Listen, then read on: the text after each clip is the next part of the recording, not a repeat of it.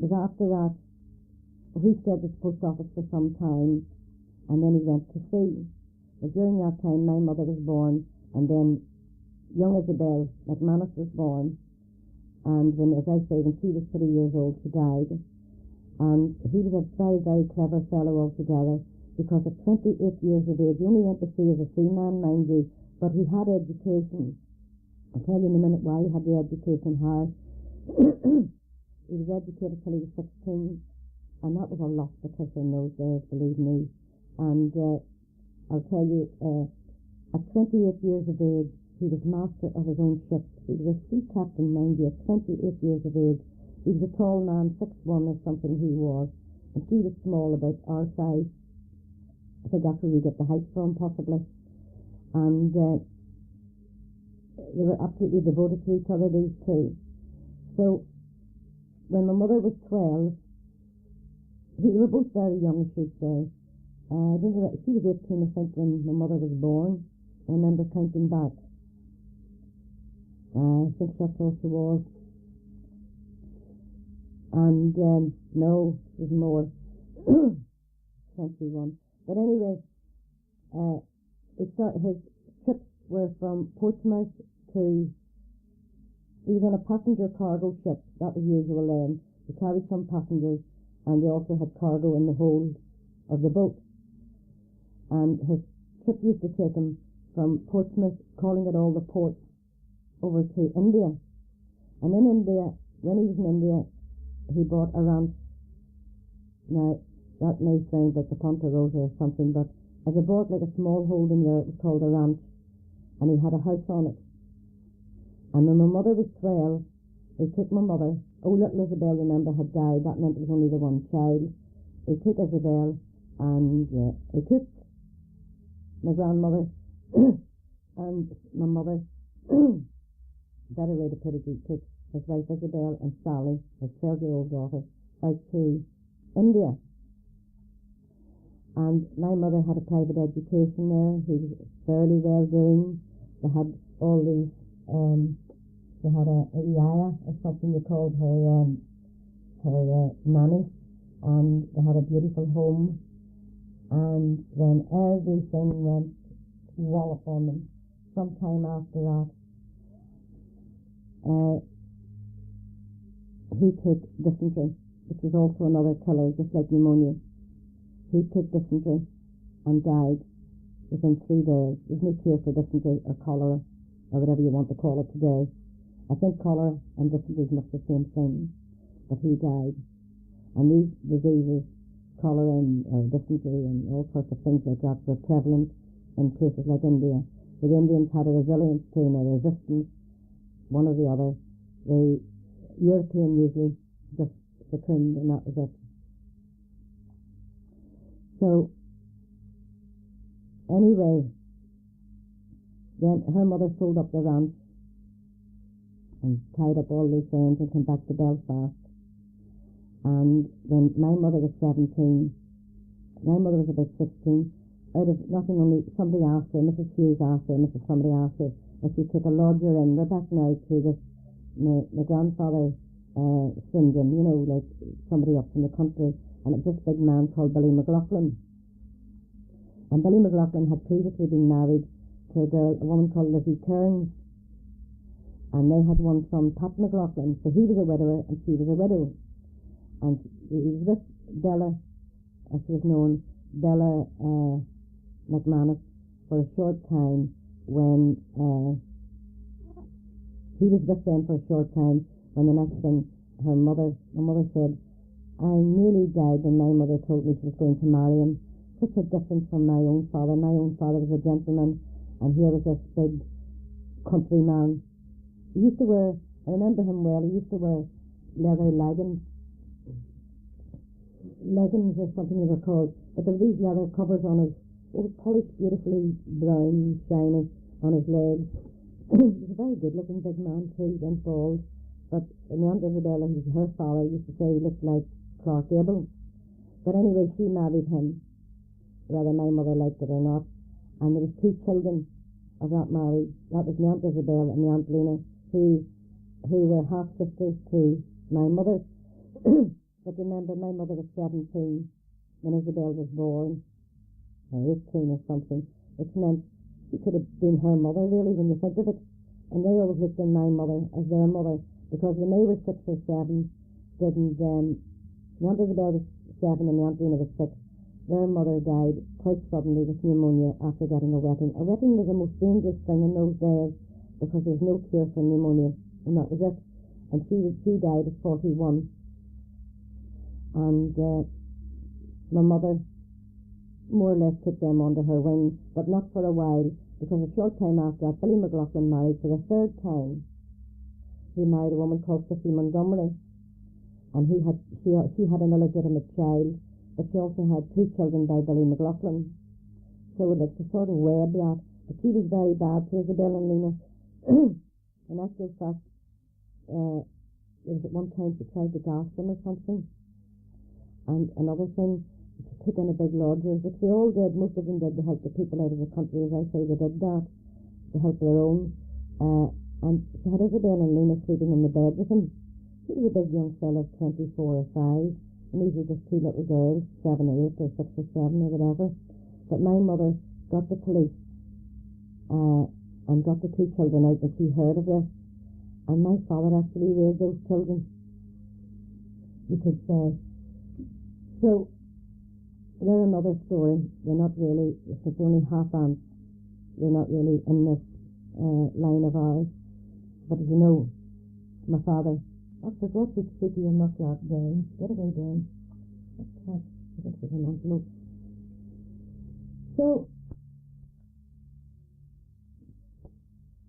as you know, in our family, there was the 6 of us.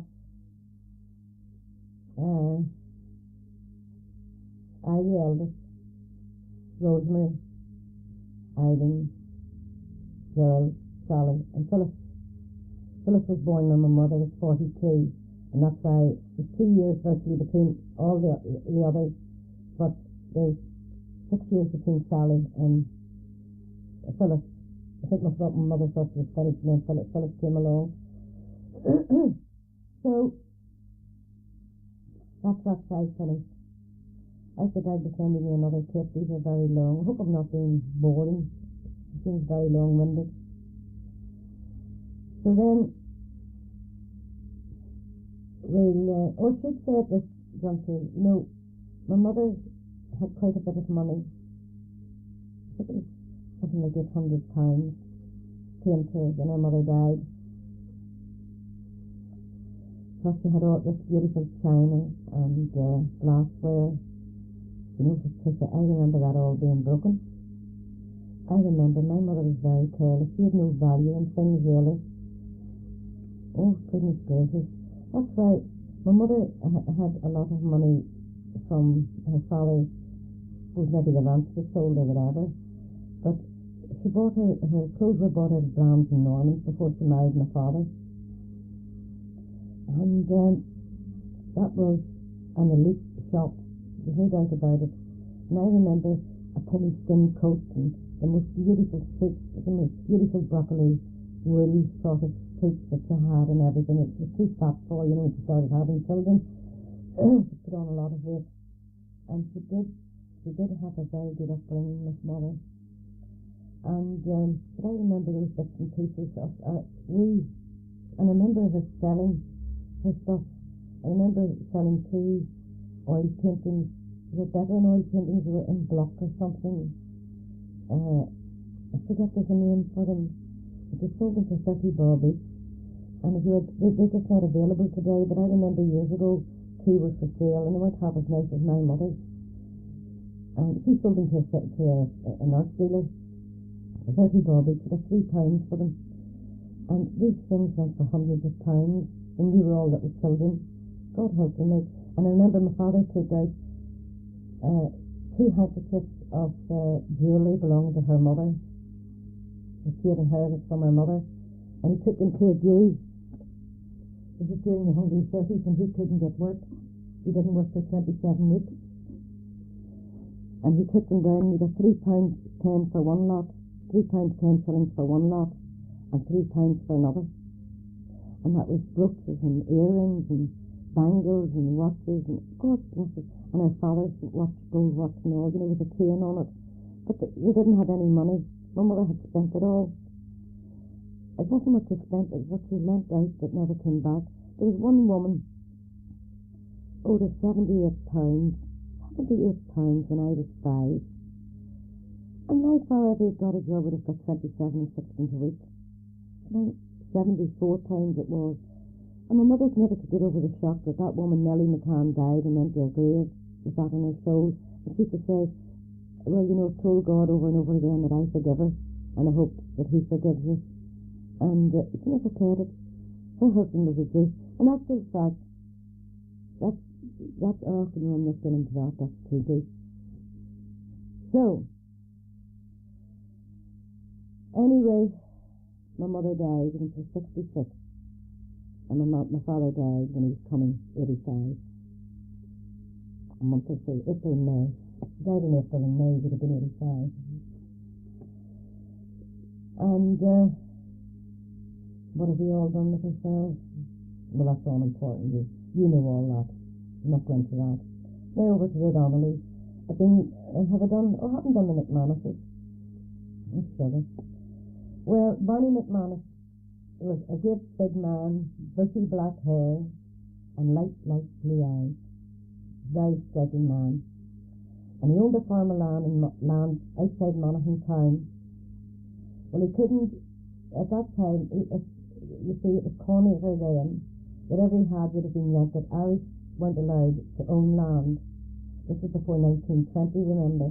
And the Irishman wasn't allowed to own land. He could rent land, but never own it. And he had what was called Cornacre, where he could have had a few acres rented. And I think it was something like £6 or £10 a year they paid for this. But after they paid the tithes, that's what the tithes, £6 or £10 a year on their land, the land that was to live on. So he packed up, still owning the house on his 1 acre. He was allowed to own 1 acre and the rest was Cornacre. And he had his house on his 1 acre, and I think he let the Cornacre. Oh no, he didn't. His son Paddy kept the Cornacre. But anyway, he came to Belfast. And in Belfast, he brought with him his 7 sons and 1 daughter, and one of them is Thomas McManus. And he's a good man, a good go-getter. But his sons were coming up all around him. And when the Aunt Ellen was born, her mother died. She was the last child, and she died in Belfast. And the Aunt Ellen, that was Thomas McManus' sister. She was Ellen McManus, his only sister. And she used to tell that she used to stand in a stool at 5 years of age and bake the bread for that big family of sons. And they had an old aunt that used to come in and give a hand, but she had to do her bit at 5 years of age. It wasn't all a bed of roses for children. But anyway, Barney McManus bought himself a cart. He had a little money, or he either bought on trust or something. He used to do that, they'd have bought and paid off weekly, whatever it was, a cart and a horse.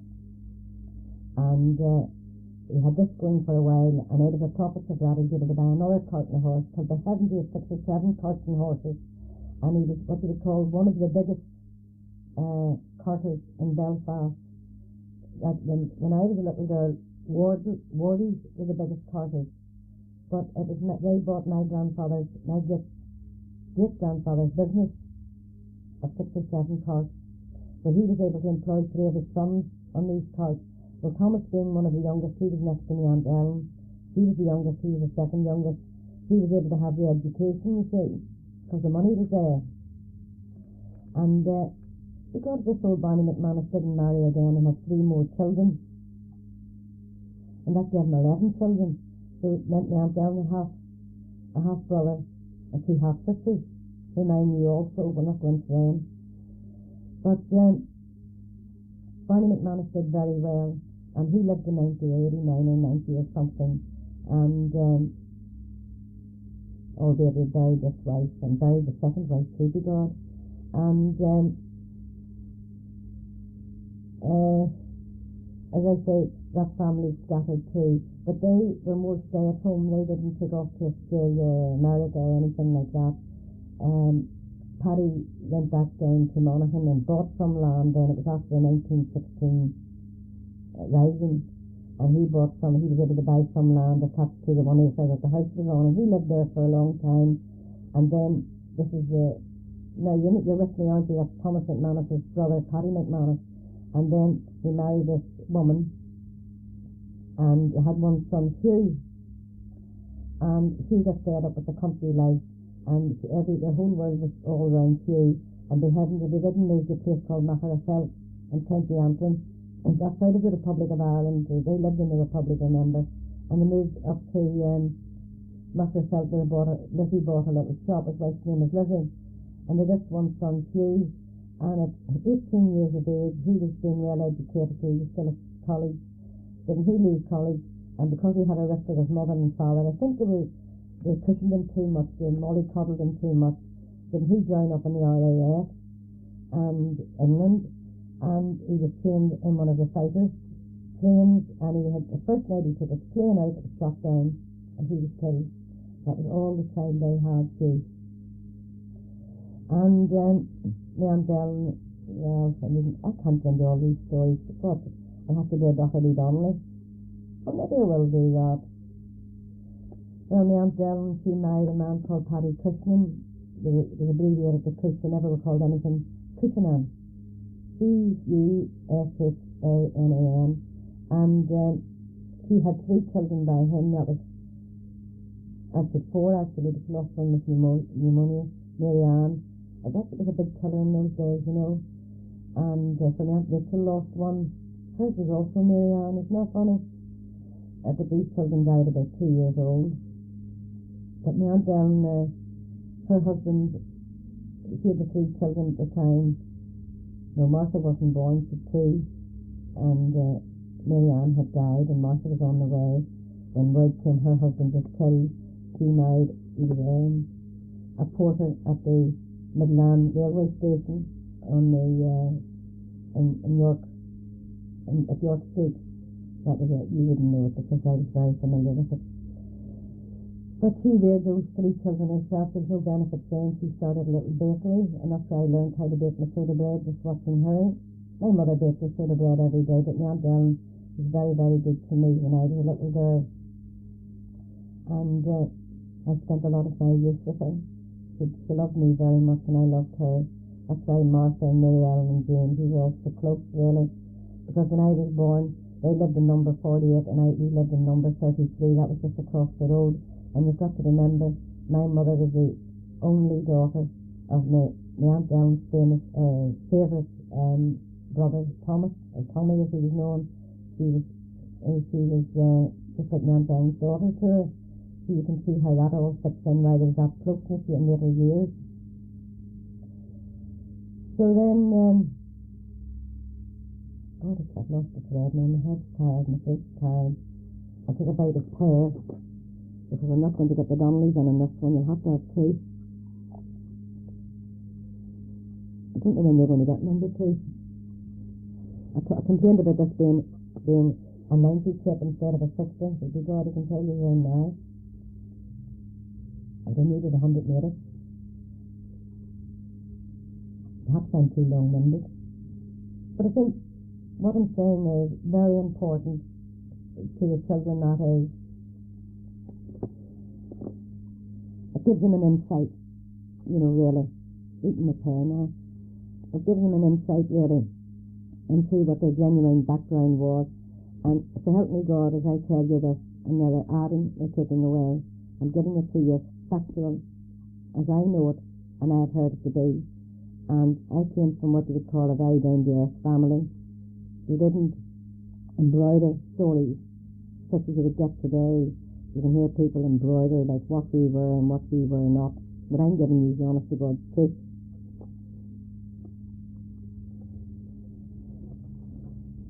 So, and there aren't any skeletons in the cupboard. None whatsoever. If there are, from my point of view, if there are, there's some that weren't told to me, but I don't know of any. So, on we go. Oh, yes. That was Aunt Ellen and Paddy. And then there was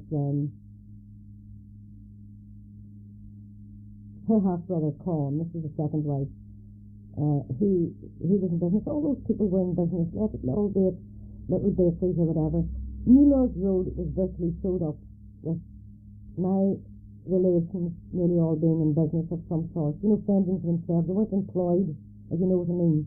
We always had a purse and a bob or two on it from I knew them. So therefore you could say in all honesty they were survivors.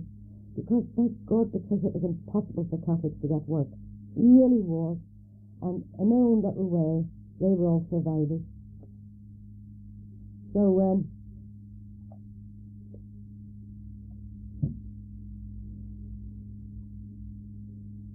very rude eating that pear, isn't it? It's going dry.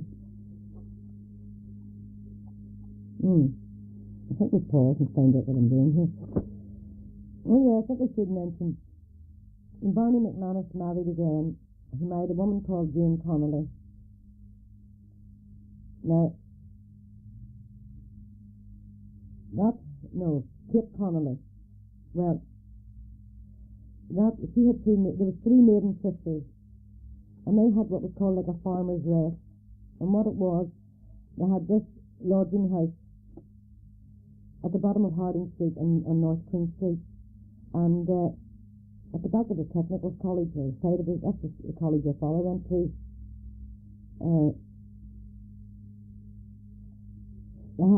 It was a big gateway, and they had all these stables where farmers could have came down. I say they were coming down to the market. There were these three sisters, all maiden sisters, you see, and the farmers would have brought their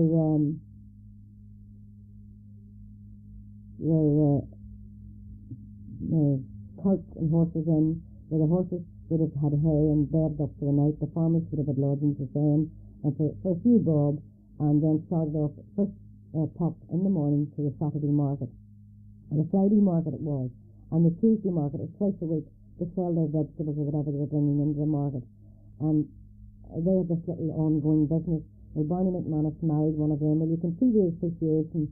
There we have the horses and carts again coming in. These were just the ordinary big flower horses with float carts, not the big long carts. And he stuck up with this one, Kate, and married and had three children, Con and Maggie and Susie. Did I give you the names of the other lot? I don't think I did. There was Ellen, Thomas, God, I've forgotten them, Paddy, James, I forgot them all. Forget them. Anyway, it doesn't matter. So, I think some of them died early anyway, and that's why I didn't hear that much about them. So anyway, my mother was very fond, she died too, she preached at old Barney, as I told you earlier, to the grave, that Kate Connolly, and my mother used to go down and see Aunt Jane and Aunt Ellen. They were very, very good to my mother. They loved her very much. She should remember now, they had no children, and she was a little girl, you see, and Philip Chapman, and she was a very beguiling little girl from what I gathered, because she seemed to be everybody's favourite and kept beautifully dressed, and she was a sweet little brat. But anyway, that's another story. That's only conjecture on my part. Well, this is what I'm not going to get. I'm down in the kitchen now, and I said that through. I made a correction there in the Rachel thing. And it's obvious that I'm not going to get the Donnellys in on this side. It wouldn't be fair to get in so little. But your daddy's been home since from the shop and had a bit of lunch, and he said he'll do a Donnelly one for you. It just fits me fine. And I noticed too when I was playing this back that I missed out on one of my father's family, my Aunt Cathy. He was married to Harry McGreevy. He was a bell pull man. It was called a bell pull man. He used to have 2 carts in the road just selling coal, and then he went from that to 2 lorries. He was very well groomed. And there's your father in again.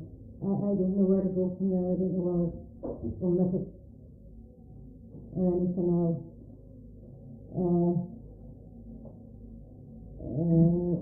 I'm thinking now, God, what am I going to put into this now? Except to maybe backtrack a bit. I do have to backtrack. I'm pausing things. No, it's not really. I'm on to something else. Although, as I said earlier on, the Aunt Isabel and the Aunt Lena were another story. At the same time, they come into my life a good bit too, in so much as it was through their connection, Billy McLaughlin, he came from Toonbridge, that we then got a foothold in Toonbridge and got to know all his relatives.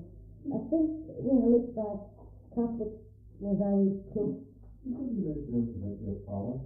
What about my father? You were involved in the struggle. Well, yes, that's a very important thing. We'll finish this quickly. I forgot about that. I'll tell you this first. I'm not sure if that's how you get the Toonbridge connection, because oddly enough, my grandmother Isabella was very, very well thought of in Toonbridge, and of course that led on to my mother, who was equally well thought of. Ultimately, that's how we had the cottage down there. That was a cousin of Billy McLaughlin, Neil Mallon, who left that cottage to my mother. Of course, was on. But as my father said, it didn't sound about the struggle. My father was in the Irish Republican Army. He was he was the official IRA, a member of the official IRA. Now, I don't know what his actual position was, but I know he used to train grenade throwers, and he used to train young men for ambushes, like he was trained himself. Well, I know that in the uprising, he got down to Dublin, and I'm not quite sure now how exactly he got down, but I know that he had to be undercover, and all his life, he never had photographs taken but one, and I've got that one, when he was taken with a cousin oddly enough of my mother, before he even knew my mother. Pardon? But that's the one that he became aware of, that he didn't even think would ever surface. But anyway, he was down in Dublin at the time of the uprising and fought with Sean Connolly. He's in the history books of the uprising. And on his way back up to Belfast, he was arrested at Dublin. He was on foot, mind you. It took him 3 days, because when the Black Mariahs, that was the Black and Tans, or the RIC, were out in the road, that's the Irish, the Royal Irish Constabulary, the police, right? Well, they would have shot him as quick as fast as they looked at him, if not he was arrested. But anyway, he got as far as Dundalk on his way back. When he was arrested, he was picked up in a hedge along the road, and he was thrown into the jail there called the Curragh, and he was jailed for 2 weeks. And in actual fact, I have a book in my little reading box, and there's a photograph of him sitting on a barrel in this of the Irish Republican Army internees, I think they were called. Well, you know that he got, for that effort, he got 3 medals, and one medal was for being a participant in the uprising, and the other was for being a member, and the third was for active service. And by the time these medals came to him, it was something that was decided in 1968 to give these men medals because they're entitled to it, along with free travel all through the south of Ireland. That is, if you were the owner of these medals, you could travel train, bus, or any way at all free of travel, which he never utilised really, because my father never even travelled. Took the furthest he ever travelled was the chapel. But one of these medals is, there was only 12 of them, meant it's a tiny little one for active service, and that is the one that really made him very famous. And I don't know if you'll ever see his name mentioned anywhere, because he lived a very secret life, and the reason he was able to do this, to go and help in the uprising, he worked in the pig yard with his mother and father, and he was reputed to be great animal husbandry, as it's called today. but this was in the 30s, the pig used to call it. My father was exceptionally good at this. According to my Aunt Roland, he told me at his wake that there was absolutely nobody to touch on our side when it came to exercise pigging. We saved so many of the young ones. He was very had a habit of lying down on them, but my father would have told me, he would have stayed to the side for 2 days without sleep to make sure she didn't lie on any of them, because if he got 3 days, the young kid could make enough noise and squeal enough to get out of the way of the side turning. They called it the side turning. And it was a great achievement really that he spent all his life as a member of the official IRA, and apart from us being searched a few times, that wasn't pretty. We all hauled down as young children in your little night shirt, down in the middle of a cold floor, because these were the days of the coal fires, and the fire would have been long gone out and the door was nearly put in by the big RUC, that's the Royal Ulster Constabulary, hauled us all out of bed for a search of the house, and I can see your grandfather then standing there laughing at them. We used to joke and say behind their back, they're having a bloody singing me, they know I'm in it, but they can't get a bloody singing me. That was no photo, no anything, no employment, you see. Working for his mother, he was able to do that. You know, because it was a true story, and my mother told it, my father told it. When I was born, under the mattress, the police searched the house the night I was born, and my mother gave birth to me on a feather tick that was called then. It was a feather mattress, and under that feather tick was a German Luger and 5 rounds of ammunition. And my father said they searched the house from top to bottom. My mother said she nearly died, but they searched the house from top to bottom, but they wouldn't have moved the poor woman in confinement. And she says, Isabel, you're my Betsy Gray. So Betsy Gray was a famous Irish nationalist who used to sort of gun courier from one camp to another. You know Betsy Gray, don't you, Phil? So he always called me Betsy Gray, because you were born on a German Luger. He loved to tell that. But he's not this present IRA. I must qualify that by saying these provisional IRA are a bit different, in so much as, I think, truthfully, Patricia, they're a bit communistic minded, you know. They're not quite, they don't seem to be fighting for Irish unity in an orthodox way. They seem to be tackling it in a more savage way, you know. Maybe they were just a savage way, and everything's relative, really, I don't know. But anyway, your grandfather was one of the men responsible for 26 free counties out of 32, and you tell that to your children, that's something to be proud of. And I had the book, and I had the medal, and I can't decide who to give them to, because I don't see either of your brothers worthy of them. Your brother David totally anglicised. Good luck to him too, that's his prerogative. Your brother Philip couldn't get 2 books. Your sister Isabel Rose is an Australian. Maybe, I don't know, I'll have to decide who they'll go to, but it will have to go to somebody who would treat them with the reverence in which I've treated them, because but for the like of your grandfather, Ireland would still be, the south of Ireland would still be suppressed and starving to death. I don't say it would be in tuberculosis now, but they would be starving to death anyway, because that's the way that country was kept for years. You don't get for 1 minute that I'm bigoted and feeling that I'm here and I shouldn't be here. I love the English, but the English that I know aren't the English that created all the havoc in Ireland. If the English that created the havoc in Ireland were all sitting in high seats, living out of the backs of Ireland, but of course then all the proud countries are those stories, so I'm not going to go into that. Just to say, I love England, I love living in England, I love the English people, but I'm damn proud my father was one of the men that see 26 counties. And I've got to tell those children something else. Always remember, children, Ireland was never conquered.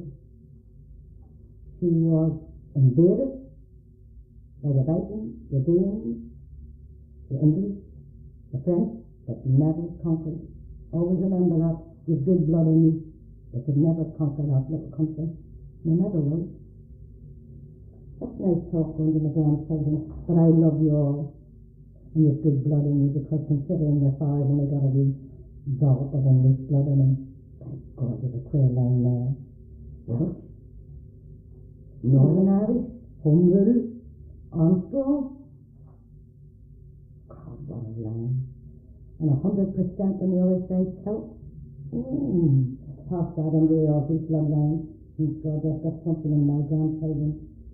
And you know, it's all handed to you on a platter. Not everybody has that. That's a clear fella in your cap. So you see, children, that was your granny's line. And you see, they were a proud people. They didn't go out with a begging bowl. They worked for what they got. They owed nobody. They took nothing for nothing. I'm sitting here today and I'm 60 years of age and I've never lifted a sweet penny of anybody in my life. Anything I had, I earned it. And the same to your grandfather. Thank God, that's something to say, isn't it? So, you always remember that. Make that your code. Never take nothing for nothing. While you have your health and strength to work for it. And you will make Australia great. That's what makes countries great. Not the country. The people. So, talking to Edward, he won't understand, but maybe one day when he listens to this tape he will. Talking to David, lovely little happy David. It's a good little son. He's got a great mummy and daddy. Great grandfather and grandmother. And your granny's very sad. They're all so far away. But your granny hasn't the health to do anything about it. But if God's good, maybe I could pick up. I feel great at the moment. Maybe I could pick up. And if God allows it, is a better way to put it. Maybe I will go one day to Australia. I don't know. I feel very at home in Australia, oddly enough, like nation-wise, I feel. You're not supposed to say that. No, I'm not promising anything. No. But I love here too. Like I love that. I love those English out there. I can't explain to you how that comes about. I was so afraid of them all my life. They seem to be like two tribes. And suddenly they're just like us. And your father was reading a history of Worcester and Worcestershire recently, and they had it just as hard as the Irish. From the aristocrats, what your father said, your granddaddy said, from the aristocrats. God hoping they never come back again those days, what? And the soldiers in the street. You see, it's a strange situation you're in two camps. When I hear of an English soldier being killed in the north of Ireland, I get a lump in my throat. And when I hear of an Irish man being killed in Ireland, I get murdered in my heart. I don't understand this. But I don't know who to murder. Because I love both camps. So I'm in the middle of the road. But down at this little Worcester's a lovely place. And Australia's lovely too. So what did your old granny do? I don't know. I think of you all sometimes, and I wonder to myself, will I ever see you again? And sometimes I think, I used to have dreams, you know, that God would spare me to Rebecca's coming in with her boyfriend, all flaky up, and David's walking in with his girlfriend, and pressing it, this is my granny. And I've been making them all little afternoon tea, or slipping them a little whiskey or whatever it is to drink behind his mummy's back. It's working out that way. But you take what you have and you be thankful never for it. I think the tapes are a great thing. But you all come from very good stock. And that's very important. It's not that I'm overproud of it, it's just that it's good to be able to relate. That you come from such good stock. And when you get your granddaddy's tip, he said he'll do it himself. It possibly will be a 60. I'll send this one off tomorrow. And when you get your granddaddy's tip, then you'll have the two sides. A Dominic and a Doherty. And for goodness gracious sake, because if you want to preserve these ships for the children, do keep them cool.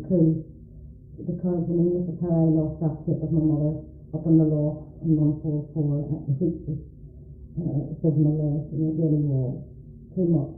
And I lost that ship, so you have to keep them in a cool place no matter where you find that.